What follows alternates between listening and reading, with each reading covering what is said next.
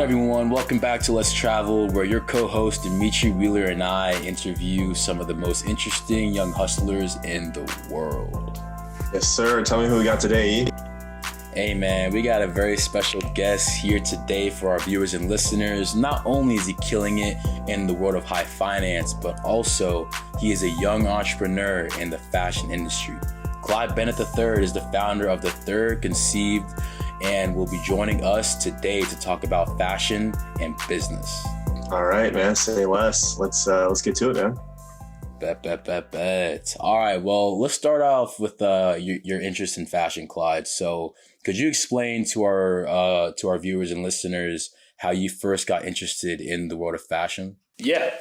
I'll take you from the very beginning. My parents were always super big on what we were wearing. You know, my sister and I might come down in an outfit at 8 years old or whenever we started dressing ourselves, and it was like, go back upstairs, switch that up, and we'll see the next one.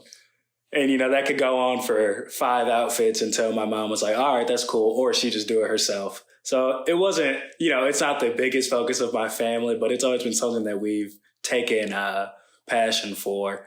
And then I went to a Catholic school, kindergarten through 8th grade, and it was uniform. So it's like you can't really do your thing with a uniform, you know, navy slacks, blue, white, or navy blue polo, and like a certain color sneaker. But the way I started thinking about it, I'm like, man, how can I put a spin on this? And some of that happened with, you know, buying, maybe it had to be a black or white or blue sneaker, but buying a fresh one, buying a pair of Jordans that were that color, or maybe really convincing my mom to get me some sort of Nike, or just wearing a average white shoe, but having the swag that it's not average anymore. You know what I mean? I feel like a lot of style, it's not what it is. It's not how expensive it is. It's like, who's the wearer? How are they wearing it? And I've always been pretty outgoing in that way. And then, you know, I did get my ear pierced, which my parents allowed me after I begged them, and I added to my style a bit. And then I got a little Jesus necklace. My family's really religious, so I was allowed to do that.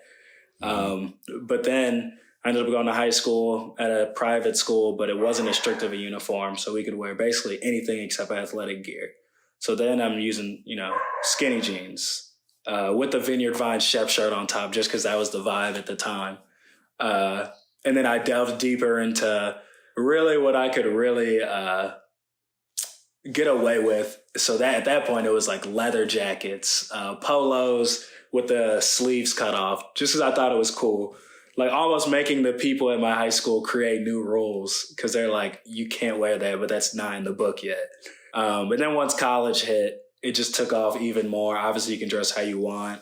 And, you know, I wanted to be the guy, one of the guys on campus that dressed well. Not even for other people, just for myself. I've always, like I told you, cared about what I wear. So when I was leaving the dorm room, I'm like, I'm going to be fresh in some way. It might not be the most expensive. It definitely wasn't, and it definitely still isn't. But I was going to put my own spin on it. So that's kind of how it started.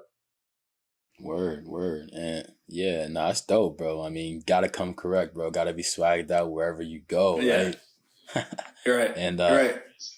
Yeah, that is. And so you actually had some experiences just early on working for Madison USA, Sporty Rich, and Full Court Press, just some brands that are out there. And so what led you to actually working with those brands?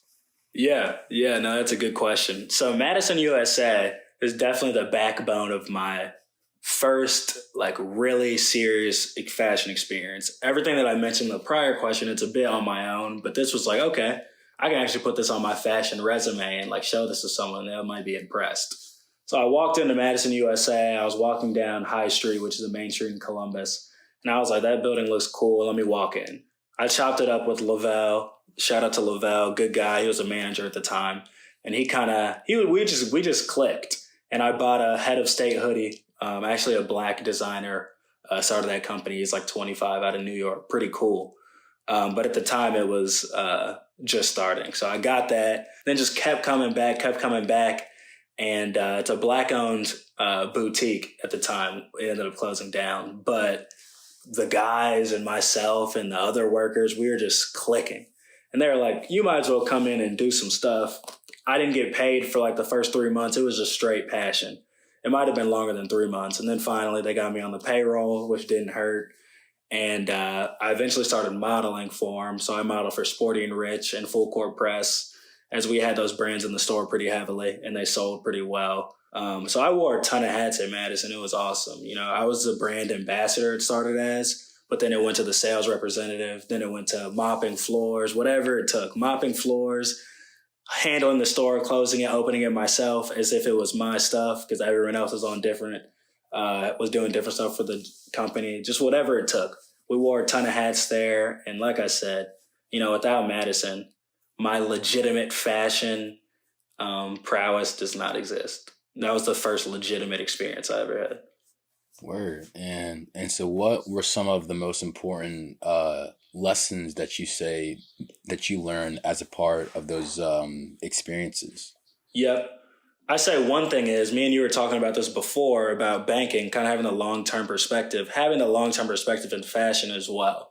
You know, I don't know if you guys listen to Jid. He's a part of Dreamville. You spell it J-I-D. Yeah. Like a lot of artists like that. Him, It's tough. The Neighborhood, who sings Sweater Weather, they would come in. Travis Kelce, countless like athletes and musicians or whatever would come in. But the owner would tell us a lot of times, he's like, that's awesome. Let's star him a hoodie, but let's not get too caught up in the big hits because long term, we got to keep pressing and got to keep going.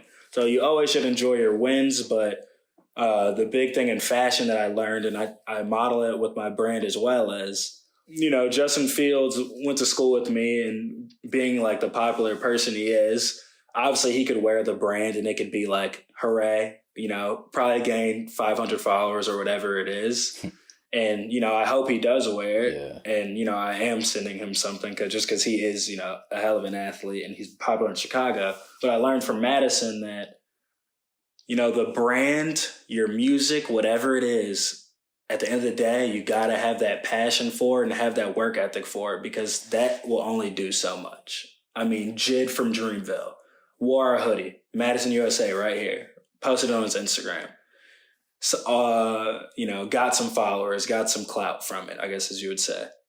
6 months later, the revenues haven't really changed a crazy ton. We're doing better than we were then, but it's not like a meteoric rise that just never stops, you know? So I guess what I'm saying in that perspective is you got to have a long-term look at it because the big wins will never do as much for the company as your passion for it and your willingness to work as hard as it can, even if no one's watching. So that's one thing I learned from Madison. I'd say the other thing I learned from Madison is how to market, you know, how to market your stuff correctly. The Columbus market isn't as much of a high fashion market as in New York, as in LA. So how to get this $600 pair of pants, which probably is overpriced, but that's what they sell it at.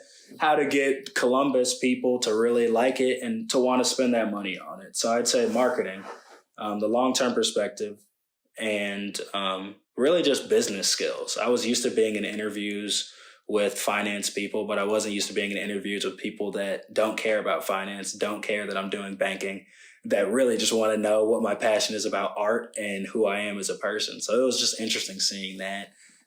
You know, I remember when I first started, I would say like, oh, I'm doing investment banking. And they're like, okay. They're like, what is that? What is that? Like crunching numbers on a calculator. So it's always good surrounding yourself with people that value you as a person, and all that other stuff doesn't matter. And that's another thing I learned, you know, being genuine always wins. For sure, man. That's a lot of insight packed in one answer. Yeah, that was long-winded. No, but that's good. You got me thinking deep here. So like when you got, let's say some designer, even any sort of small business owner, they have that big hit, they're trying to build their brand, whether it's clothes or whatever it be. How do they kind of differentiate from just focusing on those short-term highs, and how do they try and build that long-term focus? Yeah, I think one difference is because, you know, if you're really having a long-term focus, your work is going to continue to get better. And those people that may have attached or co-signed your stuff are going to continue to rep it just because they really feel the difference in what you're doing. So I guess how they differentiate themselves so that consumer feels that difference is by straight work ethic and ingenuity. You know, not creating stuff so that so-and-so wears it, but creating stuff and then being like, oh, and they wear it. Oh yeah, they wear it as well. Like, that's cool. Like, almost valuing it as just like another consumer, another customer. But that's just because you love your work that much. You're like, I love my work so much. I love my music so much. I love what I make so much in fashion. Who cares? Who cares who gets it? I'm just happy it's getting into other people's hands that value what I'm doing. If it happens to be LeBron James, I'll probably get more money. But if it happens to be, you know, some Ohio State freshman that saw me on Instagram, even better. Like, you know. So just the passion, I think, differentiates it, and the transparency and doing it for the love and not for the clout. Dang. No, I see that. That makes sense. So, you know, you mentioned banking. You mentioned, obviously, this, I would assume, a bigger passion being fashion. How did you sort of get into the business side? You know, some of our listeners might not be familiar with MLT, which is a career prep organization that all three of us actually met at. And, you know, can you give us some insight into how you first got interested into that, and how you got interested in the business, and how that side sort of spark? Yeah, no, for sure. I'd say my first interest in business came just from being in these private schools. My parents, bless them, they were really serious about education, still are, and they just always pressed it on me. So as you guys know, when you go through the ranks, most people end up doing medicine, business, law, something like that. And my dad ended up doing law, actually. So education's always been at the forefront. And the most generic way is probably, you know, go into one of the fields that I just mentioned. So the business interest came because I said, Dad, I want to go to law school. And he's like, don't go to law school. There's way easier ways to make money. My dad, I'm in his office right now, like, great attorney, great defense attorney. He loves it. But he's like, there's so much easier ways to make money. And if I had the foresight that you should have, but due to your experiences that I didn't have, I would have done something else. So that was my first look. I'm like, okay, well, I love making money. Finance is pretty cool. And I knew that IB, high-level finance, consulting, whatever it may be, entry level was a decent salary. So I started looking at that. And I talked to my cousin, who actually has a real estate private equity firm. He's like 35 now, out of Columbus. And he just had me hooked. He's like, sign up for Morning Brew, WSJ, The Economist, look at everything and get into it. And I read it and I was like, this stuff is really cool. It's telling a story. You know, I remember prepping investment banking interviews and I'm like, I love finance. It tells a story, but it actually does. Like, you know, it really does tell a story and it really does change people's lives, and it's in everything. So that's when I picked finance. I'm like, finance is literally in everything. And I knew that if I majored in finance, I could go into other fields that I couldn't be able to if I majored in, say, a marketing. Like, if I did marketing, I know I wouldn't be able to do banking. I could maybe, but it'd be tougher. So that's where that business interest really came from. And I worked from a young age as well. I worked at Kings Island, an amusement park, when I was 16. And just like, you know, I was selling, I was doing games. I'm like, you in the red shirt, like, come try it out. 5 shots, $10, da-da-da-da. And I enjoyed it and kept it going. That's dope. Yeah, no, it's interesting. So like, let's kind of dive into what led you exactly combing your interests in business and fashion. Have you ever sort of seen that as something you can bring together, or these have kind of always been separate passions? Yeah, no, that's a really good question. So when I came to Ohio State, I was really confused. I was like, am I going to major in finance or am I going to do fashion? And I should have known this, but then I found out I could major in finance and minor in fashion. And that's what I did. So that was the first meshing. I guess that's not really the first meshing of fashion and business I did. It kind of is, but I worked at Coach the summer before my freshman year of college. Coach is a purse store that I'm sure you guys know, but I just don't want the listeners to miss that. And I sold on the floor, but I sold purses. So it was kind of a mix between finance or like business and fashion. But really the first time I officially meshed them was freshman year of college, and it was awesome. And then I as I got older, I realized like, oh, this can continue. So when I went to Piper for the summer, doing group placement, I picked consumer because it's like that fits perfectly. Consumer deals don't always mesh fashion necessarily, but it's that retail consumer focused business that is meshed with the bank's capabilities. So I feel like it's a pretty good intersection. And now even looking more long term in the future, a lot of these PE firms, as Dimitri obviously knows, they have big consumer groups. You got El Catterton, which only does consumer. So I'm definitely looking forward to meshing it even more in the future through that. Word. Yeah, man. I mean, that's definitely something that I would definitely encourage you to pursue. I mean, like you said before, finances and everything, in everything we do, right? I mean, people might not realize it, but like it really runs the world around us. And that's dope that you kind of have that perspective to really see long term, right? As we were talking about beforehand, just your own goals, your own passions, but also mixing it with relevant skills that will help you get there. And so let's talk and transition here to your current venture in fashion, The Third Conceived. So obviously you had some interest in fashion and business, and starting your own fashion brand seemed like the natural step, right? And so could you give our listeners and viewers some insight as to what led you to starting your own fashion brand? Yeah. Madison USA, I was there for a year and a half, 2 years. And as I said earlier, definitely the first legitimate experience. But I mean, I have to keep mentioning Madison USA because it was just so integral. The creatives I was around, the people that I met, I saw people fail in fashion. I got a buddy named Martin from Cincinnati who's killing it in fashion. I mean, you've probably seen his stuff and might not even known it was his. Like, his stuff is everywhere. So I've seen failures, I've seen successes. And then I've been around so many creatives at the store at Madison when I was working there. I just feel like I got to gain a lot of knowledge from people, once again, from their successes and their failures and their big wins and their big losses. To not know everything, I'm sure I'll still have, L's and W's, but to kind of come in with a better mindset than maybe I would have before. I've dabbled in clothing. When I was in high school, I bought a ton of blank pieces and like painted on them with fabric paint, but it ended up kind of bad, but the inspiration did come from that. And, Madison did close during COVID. It wasn't as much a COVID thing as just like, the business was kind of slowing down. And I was like yearning for a creative outlet. And there's definitely more creative outlets in creating a brand, but I'd always want to do it. And I said, this is the time. I have a little bit of money. I didn't have a ton at all. And, but I wanted to do it. I wanted to put my neck out there. I realized that part of the reason I hadn't done it earlier is because I was scared of what people would think.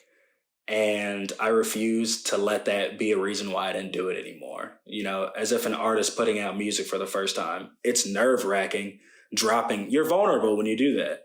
But I was like, hey, I'm doing it. And I started the process in October with a girl that I know from Cincinnati that went to Ohio State. She just graduated as well. We met. I knew she had her own brand and she could help. We talked it all through. I said, is this possible on this timeline? And she said, I think it is. I don't know. But you got to tell me one thing. I said, what? And she said, are you all in? Like, is this just a phase? And I said, no, it's not. And we did it. And we pushed through it. And there's a lot of months, there's a lot of weeks and days where it was so annoying. Not annoying to do the brand. That was every single part. I wouldn't trade it for anything. But just the business aspects of it, talking to the manufacturers, and they have a bigger deal with more money on their other hand. So they push yours to the back. So then your stuff's not going to be ready until 2 more days. But the person that you just talked to is expecting it the next day. And then you got to tell them, well, all that stuff. It was just awesome. But that is how I started it. I kind of rambled there.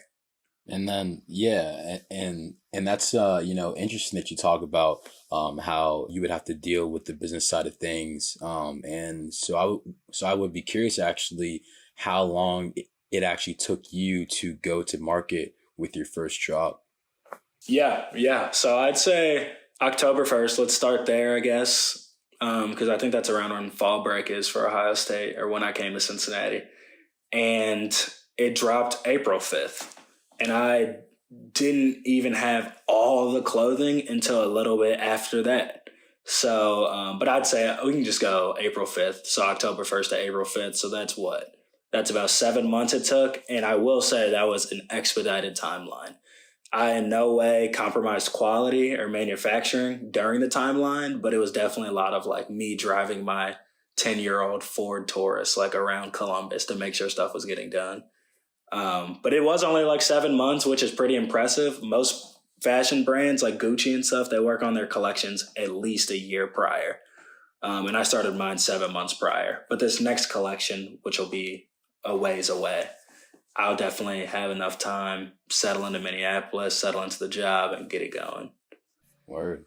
Yeah, that's interesting, man.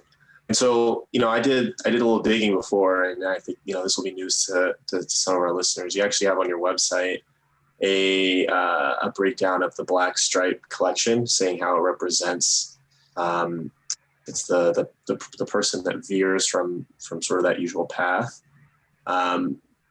I found that really dope, man. That was just really interesting to me. That's kind of like something I feel embodies this entire channel. And so I want to ask you, like, where did you come up with that idea? Yeah, I appreciate it. I'd say where the idea came from. So as you guys discussed earlier, I guess as we all discussed, I am a finance major. I am doing banking, which is basically polar opposite to fashion. And for some reason, I always had this feeling in college. I was like, I know I do this fashion stuff, but I feel like I'm not in a position to really go ahead and create my own brand and do my own thing because I'm really this finance guy. I mean, am I just a faker? Am I a poser? I mean, I'm doing banking and creating a brand. And that's when the Black Stripe came, because I'm like, wait, everyone has their different walk of life, and obviously the cover is never the same as what's inside the book. So the Black Stripe, really represents something different. Everything in the collection is all white. And as you can see, the Black Stripe on the right side is basically, it's totally different than the rest of the piece. So 10% of the piece is black and 90% of it's white. And it just really embodies a person that, went on their own path. And the person that might not even know that they are a Black Stripe, they might just think that they're in the middle of the group and just like everyone else. But in reality, they are. They are unique. Everyone is unique. Everyone has differences to them that make them different than everyone else. But it takes some people longer to find that. And that's where the Black Stripe came from for this collection. Yeah, man, that's dope. I mean, that's that definitely just resonates with us because, right, with Less Traveled, right, it's all about people that are doing things that most others would not, and are doing things that are different and unique. So that definitely ties into what you were talking about earlier with the Black Stripe collection, right? It's just everybody has their own thing, and like you said, it's just a matter of really finding out what your passions are and what really resonates with you and will drive you on a daily basis. And so let's dive. Yeah, bro, 100% for sure. And let's dive a little bit deeper into the process of actually starting your own fashion brand. So say, me, if I wanted to start my own fashion brand, right? Like, where would I start? Yeah, I'd say the first part is, and this is amazing advice that I did not create, but I was told this. Think of everything that you want to do with no budget in mind. So I was told, do not think about money or budget or anything. Get a piece of paper out and write, draw, sketch, whatever you want to do and bring to the table, and start Xing out stuff later. We're not talking about money yet. So then that way you're getting the most genuine, honest answer out of yourself. I could easily be like, oh, I want to make these black leather pants. Oh, but I won't have the money to make that. Well, then that's cutting down on your ideas. So the first thing I'd say is get a piece of paper out, write whatever you do, type everything that you want to do, what you want to bring to the table in your own way without any cost in mind.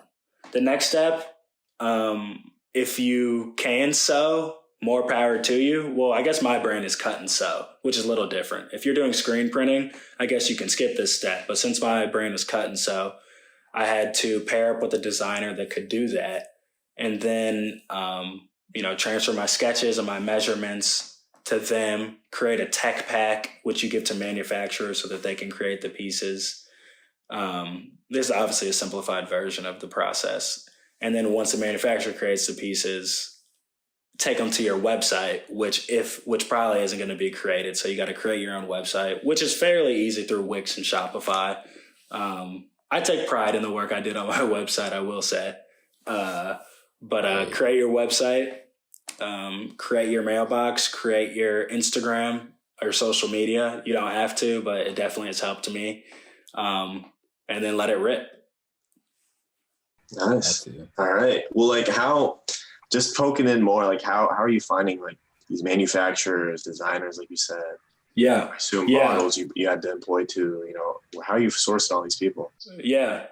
No, that's a really good question. So I have to shout out Sarah Parker if she listens to this. So hi, Sarah. I'm sure she will. So she is my co-creative.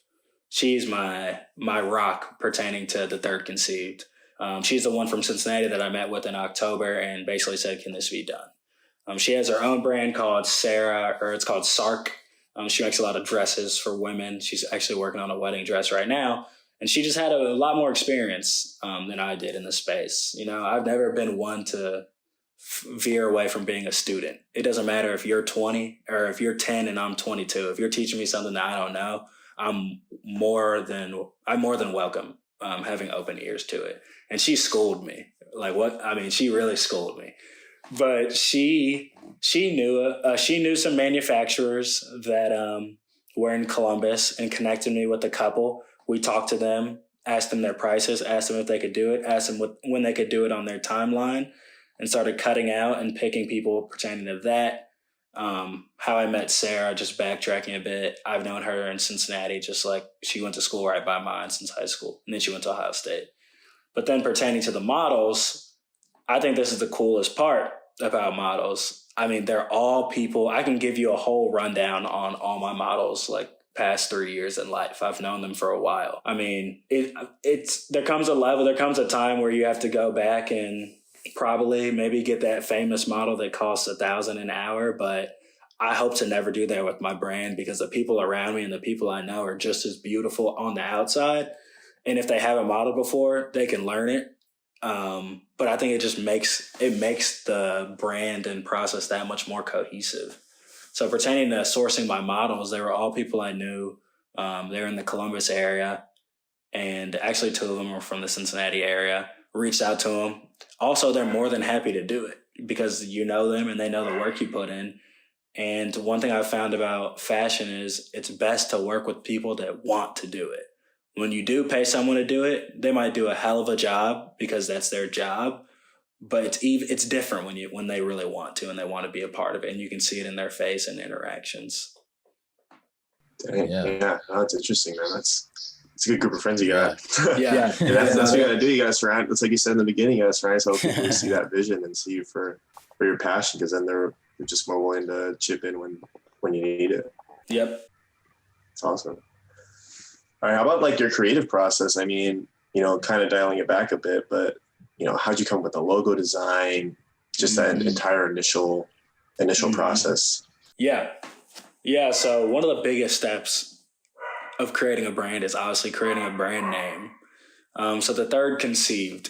It might take some digging if you don't know me at all, but basically the Third Conceived, the third born, the third child had.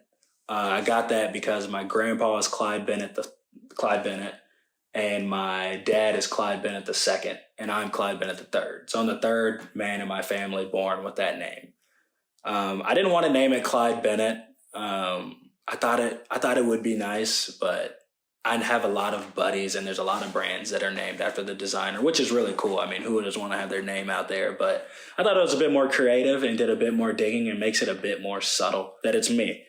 One of my goals also of the brand is to have people genuinely accept it for what it is, not me. Obviously, some people are going to know it's my stuff just because it's growing, But I never want people to say, oh, that's Clyde Bennett stuff. I'll get it. No, it's the third conceives. If the third conceives, and if you go on the website, you won't even know it's mine. So just like it for what it is.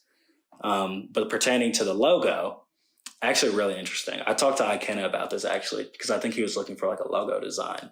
I went to Fiverr. So there's a gig app called Fiverr. And basically there's freelance artists. You give them like whatever rate they are, probably like $20 maybe. And they'll just they'll like digitize stuff for you. So I'm not very good with my Photoshop skills, but I had a ton of drawings on paper of the Third Conceived logo. And I basically took pictures of it and sent it to the person that I paid. I think it was $25. And she was like, I'll do unlimited revisions. Man, we went through like 50 revisions, bro. And I mean, hell of revisions. She was in Europe, so like she was in Europe, so like there's no like showing her or anything. But she did unlimited revisions until it was exactly what it was like on my paper. Because I was like, this has to be perfect. This is literally the logo. So that's how I did that. That's how it got digitized. And then pertaining to my natural creative processes, like overall, I don't like sitting down and being like, okay, like I need to come up with what I'm going to do for the second collection. My best ideas have came with either walking around, working out, running, doing homework, maybe being distracted and just looking at the wall, and from talking to some of my good friends like Jarrell, Devin, just having brainstorming sessions with people that I love that are around me. And that's when my best ideas come. I don't have a perfect spot that I go to brainstorm for my creative ideas, but hopefully I do find it. But right now it's just like, Dimitri, I like that hat. Let me make a hat. And then I might be like, matter of fact, like, let's make it leather. Like, because I'm looking at a leather chair right now. Sometimes the stuff is simple as that. Like this fashion stuff, this creative stuff is not as deep as people make it sound. And I'm not about to sit here and act like it is, you know, like it can really be that simple. And I'd say, you know, just the people around me and living life and seeing things and looking at things deeper than what they look like on the surface has fueled my creative processes. Yeah, man, that's awesome. Right. Yeah, man, that's awesome. So don't be mindless. Just interact with the world with like that conscious outlook. Yeah. Yeah. And it can be someone on the street that, like, I literally see like homeless people on the street and I'll be like, that is a fire. Like the way they layered that, like bless their heart. It's probably because it's cold outside, but I've literally seen people and been like, the way they layered that stuff is dope. Like, like I can wear that outfit, but it might be like a Leaks pants or Rick Owens pants and like in a Leaks top instead. But like it might, like the inspiration can come from everywhere. It's not being above that, you know? Yeah. Yeah. I mean, yeah, bro. I mean, that's the thing about I feel like just ideas too, like you said, right? It can really come from anywhere. And the importance of keeping an open mind is very key. I mean, especially in the process of, you know, starting something new, right? And also, like you said before, about how the creative process doesn't always have to be as simple, right? I mean, sometimes less is more, right? Like you don't have to have some fancy process that has a lot of different steps, right? It can really be as simple as, like you said, just talking with people who in your circle, whose opinions, who you value a lot, and then just going from there, being like, all right, bet, like, you know, like what can we do with what I have, and like how can we change it, maybe tweak it so it's a bit different, a bit more unique, right? Right. And right. Yeah. No, and, well said. Yeah, yeah. And then yeah, go ahead. I mean, we're here to hear you talk, bro. Yeah, go ahead. Yeah. I'd say, and you know, just piggybacking off what you said, and to any listeners that are interested in any form of art or already crush it in their fields of art or whatever, don't let anyone convince you that your creative processes aren't complex enough. I mean, that's one thing that I also ran into. It's like, oh, well, it's just like, I don't know, like it's not simple. It's not complex enough. Like there's not enough pockets. There's da-da-da. It's like, no, bro. Someone designs for H&M and makes $1 million more a year, and their designs are way more simple than I don't know, than Yoji Yamamoto's designs or Nigo's designs. Like, it just depends. Like, some people are really into that complex tactical clothing, and that's awesome. But there's also people that make like more staples that are just as awesome. So for anyone creating anything, whether they're creating a fund, whether they're creating a fashion company, whether they're creating music or whatever, don't let anybody convince you that your creative processes are too simple or not complex enough. Well said, man. Very well said. Definitely don't let anyone, definitely don't let anyone think that they know what's best about your idea than you, right? Because like you said before, I mean, the passion is really the key aspect of it. It's really about it's really about being passionate about, what you do on a daily basis. And then from there, just making sure that you have everything in line that will help you get to that point. And so, right, like, speaking about kind of sourcing the material and everything that you did with that, right? I mean, so like, could you walk us through what were some of the most important considerations that you personally had for this process, right? I mean, like, how did you go about, thinking through all the different types of material that you use for the actual design and for like your different pieces, like your hats, right? The different shirts and all that. Yeah. I have to go back to Sarah. She kind of showed me the ropes. There's things, they're called swatches, are basically small rectangular pieces of fabric. And if you find a swatch book, which Sarah had, there might be 300 swatches in there, of all the way from nylon that you might find on a windbreaker all the way to fur that you find on a mink coat. And I told her what I was looking for, and she's like, this is what I've narrowed it down to. Feel these out, do whatever you need, and we can go from there. So I'm feeling all these swatches, and I aimed for my pieces. The t-shirts were the first thing I thought of to be the most quality they can be. So that's what I did. I found the most quality swatch that I could find that still conveyed the message I wanted of the shirt. And basically, so the t-shirt that we created for men and women, it's comparable to a dress shirt, but a way thicker dress shirt, I will say, but it almost feels like that. I've washed this a few times, so it feels a bit less like that, but fresh off the sewing machine, that's what it feels like. So the swatches are a huge part. There's no fashion line, cut and sew specifically, with no swatches. You go through the swatches and you figure out what you want. Pertaining to the jersey, I said I want mesh. I want it to be like an Ohio State jersey. I want it to be like a Bengals jersey. And we went through the mesh swatches, picked that. And then for the hats, that's the only thing that I bought blanks for and screen printed on, just because it was the most simple process because I was just creating a simple hat. It was almost like a souvenir item. But pertaining to just sourcing the materials after that, you got to go to wholesaling websites to buy it in bulk. So Sarah, also just a blessing in disguise, she measured out how many shirts are. So I was like, I want 20 t-shirts for men. And then she measured out about how much fabric she'd need per each shirt, how much scraps there'd be, and then multiplied that by 20 to get how many yards we would need. And her estimates are pretty correct. And then you get a wholesaler's license. Sarah, again, just beast mode. Her mom has a wholesaling license from her creative studio. So bought it. You look for the cheapest one, but you don't want to compromise quality just because of price. And then they shipped it over. It takes like 15 days. It comes in these long rolls, and went from there. Word.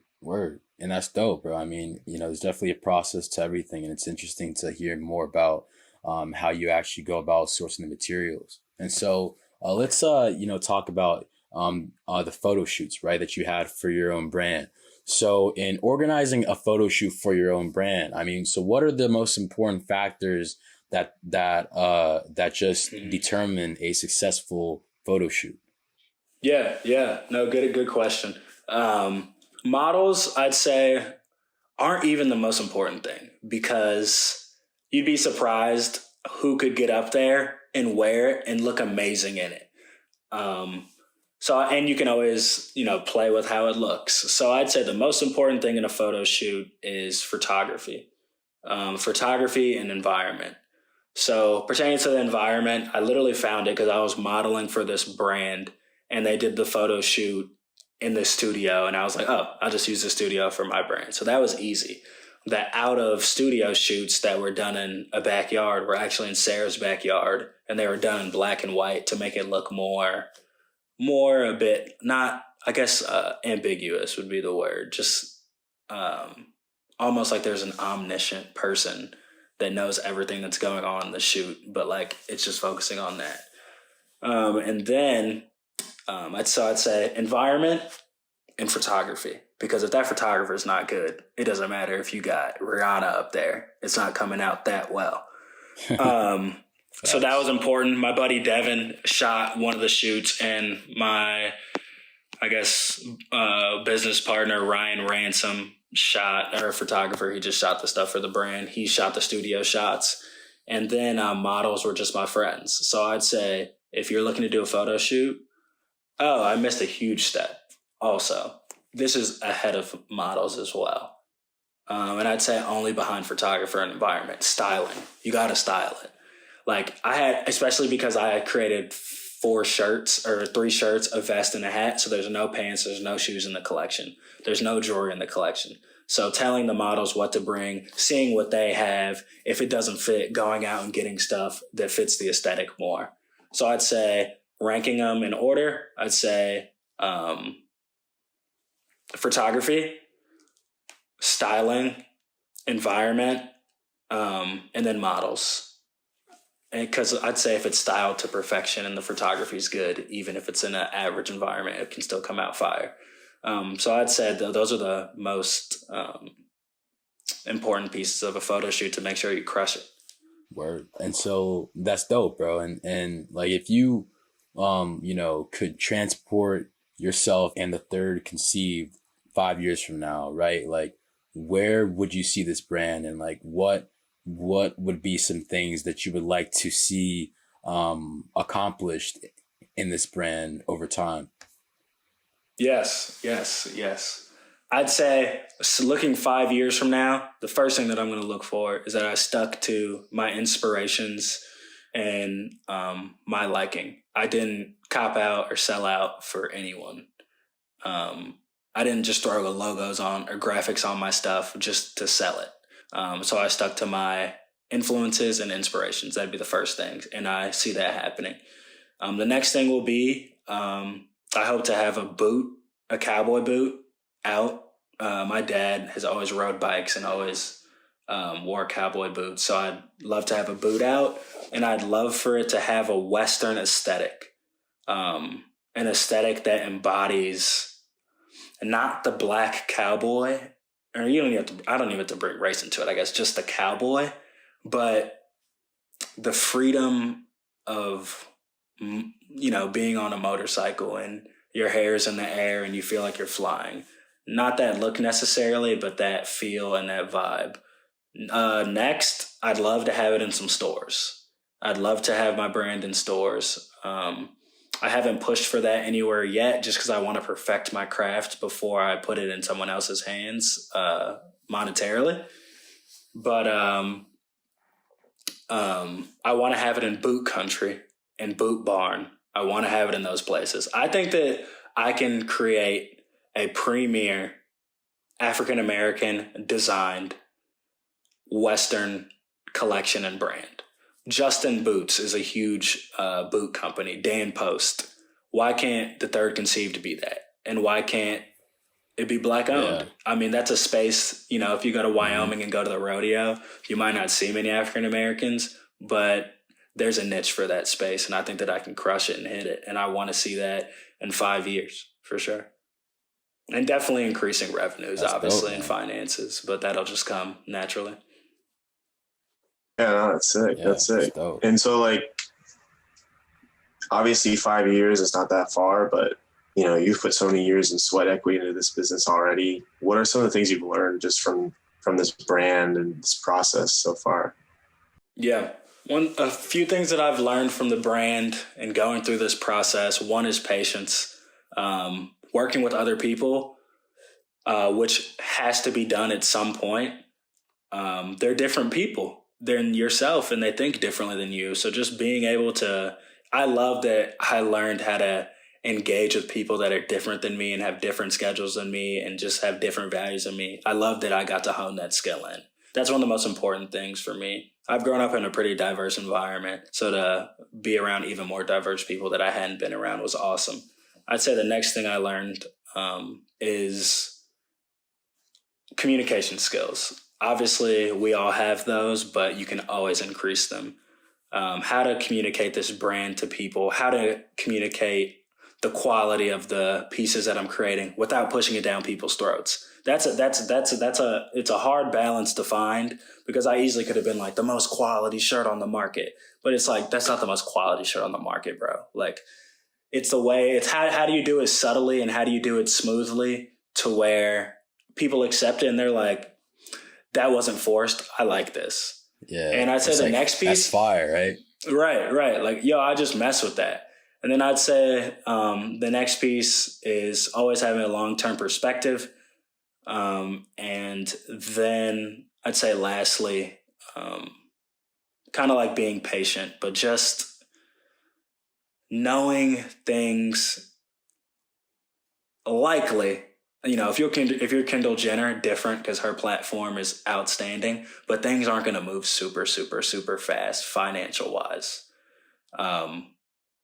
You're going to have to put a lot of, like Dimitri said, sweat equity into it and a lot of hours that you're not going to be compensated for. I mean, that's what an entrepreneur does to get to that next step. And it's not going to happen quickly. So I'd say patience, long-term perspective, communication skills, and just dealing with a diverse array of people and being comfortable doing so at all times.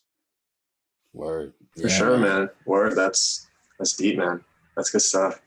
I'm learning a lot, man. I don't know about you. I learn a lot. Yeah, this is so applicable. I almost learn a lot. Yeah, it really is, honestly. I mean, to just all aspects of entrepreneurship and life, bro. Like, you're really teaching us something here on the pod, bro. I'm glad. I'm learning from you guys too, though, all the time. When I listen to the podcast and just seeing the great things you guys do, it always inspires me. I didn't learn this from the brand, but one thing I've just learned is the best inspiration comes from the people around you. So just always being happy for those people, whoever it is, man. Like, I see Dimitri getting into Stanford and I'm like, that's amazing. Now let me get to harder work.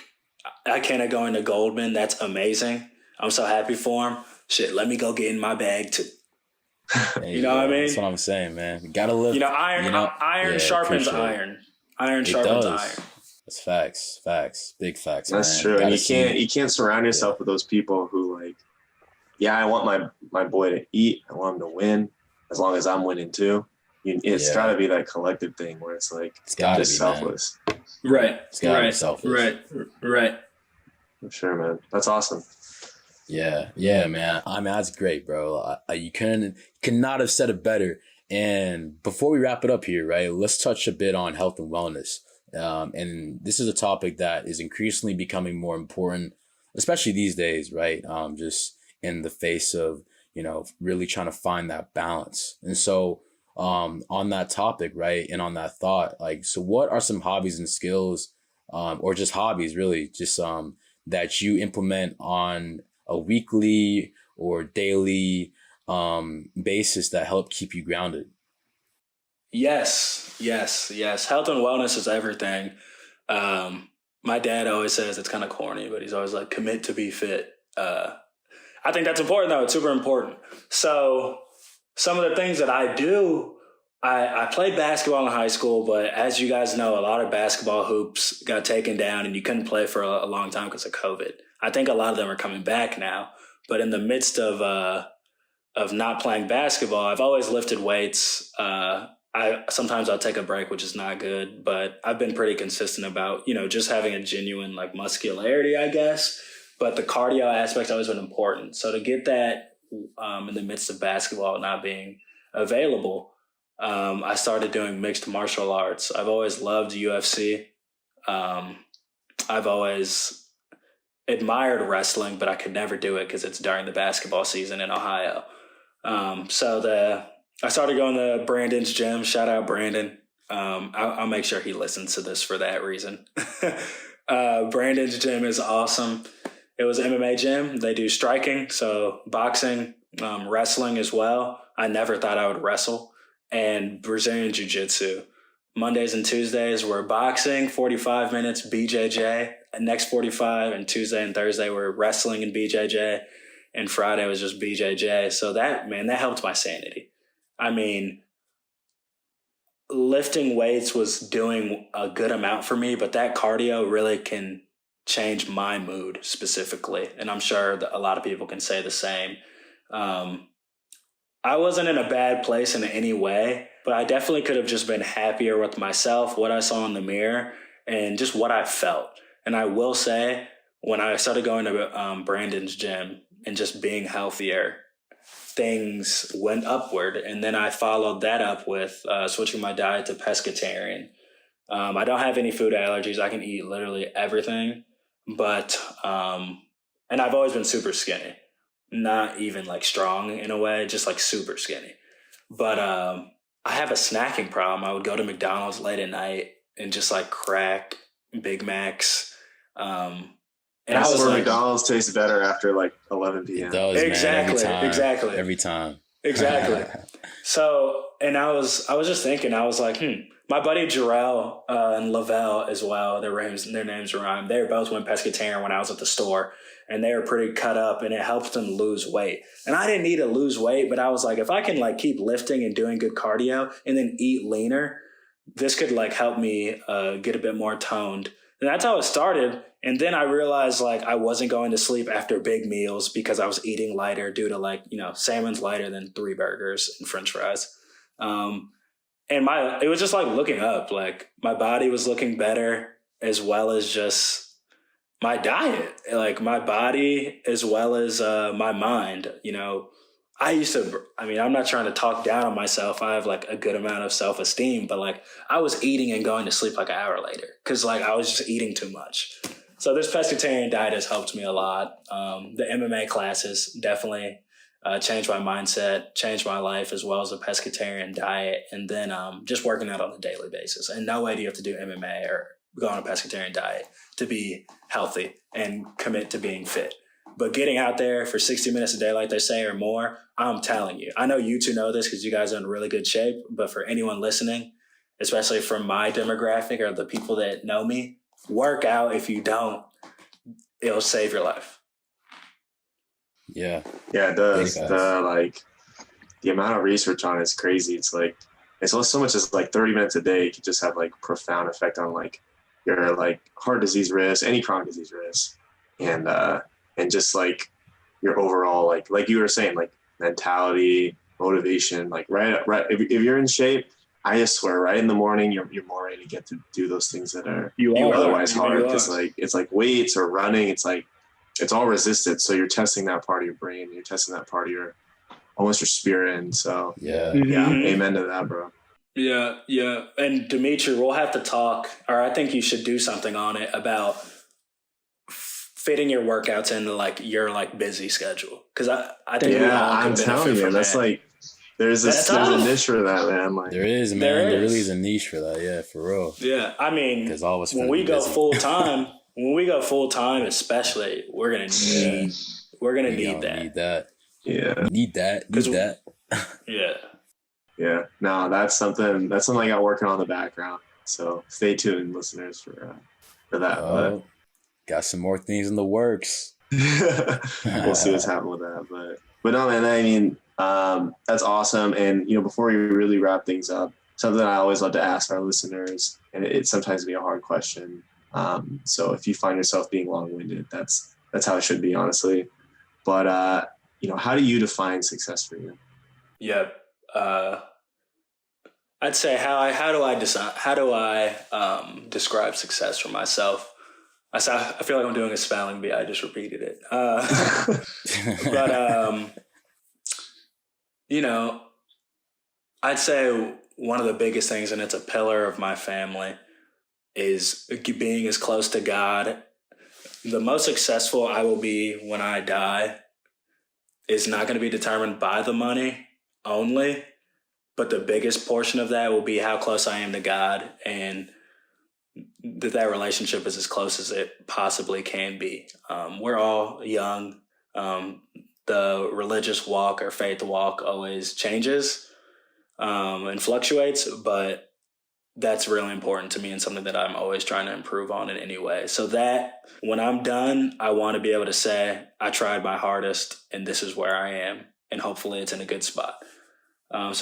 Success. First pillar of it for me is religious walk, being close with God. I'd say next is, I'm not going to use the cop out and say happiness. But I am going to say the next pillar will be being able to provide for my family in every single way that they need.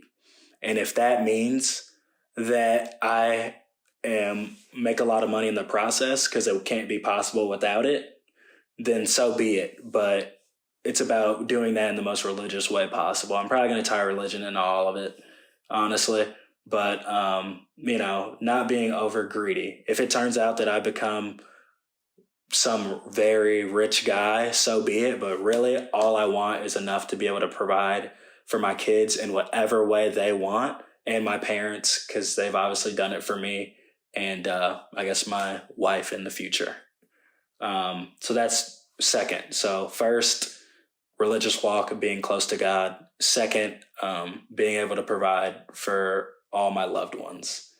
And the third is just, I'd say, being passionate about what I do, like being able to say, like, I'm doing this and this is a passion of mine. I think, me and Ikenna talked about it earlier. Dimitri, I know you know it as well. I know you're investing in, or you'll be looking at companies that are like disrupting technology.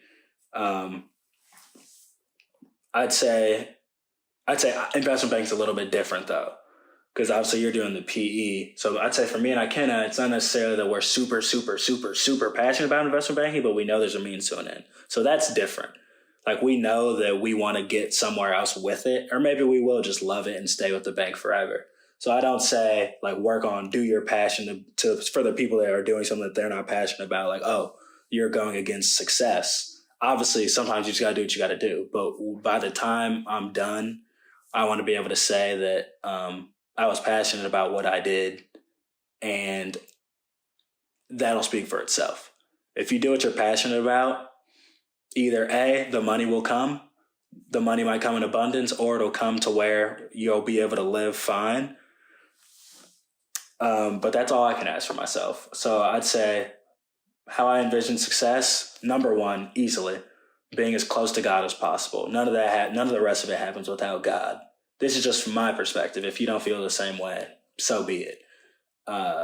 Second, the second would be, oh my goodness, am I having a blank? Oh, the second would be being able to provide for my loved ones as much as I can, which tied in with the religion will happen if my faith is correct and my religious walk is always continuing. And third, being passionate about something, doing what I'm passionate about. And that's it. Nice. No, that's perfect.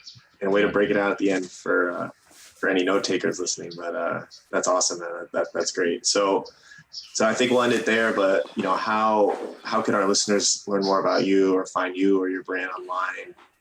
Social media, all that stuff. Yeah. So my brand is The Third Conceived. The Instagram is at The Third Conceived. No Facebook or anything else, just the Instagram. The website is www.thethirdconceived.com. And my Instagram, which you'll just find a lot of fashion fit pics and maybe some other stuff, is Clyde, Clyde Bennett, Bennettii. That's my Instagram. So please follow. If you did like it, feel free to share with me. Or if you just want to discuss about something that you didn't like, I'd love to talk about it in a calm way. I love debating. My family's a bunch of debaters. We always debate. So, appreciate you guys. It's going to be hard to go against a lot of the stuff you said here. So, yeah, man. Appreciate you guys. So if you need any fit inspo, go hit up Clyde on Insta, man. For sure. Awesome, man. Yup. Hey, man. Well, I think that's a great way to end it, and just want to thank you again, Clyde, for coming on to the pod. And there you have it, guys. Clyde Bennett III, future business and fashion mogul, and also yes, sir. Come on now, and you definitely got to let us know when the next drop comes, right? I mean, because we're definitely gonna cop, right? I mean, obviously, humble support. I mean, for me, I love fashion too, so just let us know, and we'll make sure to just get the word out. Yes, sir. Hopefully, when we drop, we'll be in an even better position than we are. It should be coming around December. Late winter or early spring. So Word. It'll be fire. Hey, man. Nice, man. I mean, no doubt in my mind, it's about to be fire, bro. But yeah, I mean, just let us know, and please don't forget to subscribe to Let's Travel on Spotify, Apple Podcasts, YouTube, wherever you get your podcasts. All of them. Come on, all of them, all the platforms. You know what to do. Come on now. Like, if you want to listen to more stories of young hustlers, the most interesting young hustlers in the world, you know where to go. Let's Travel. Hit that like and subscribe button, and we'll catch you guys next time.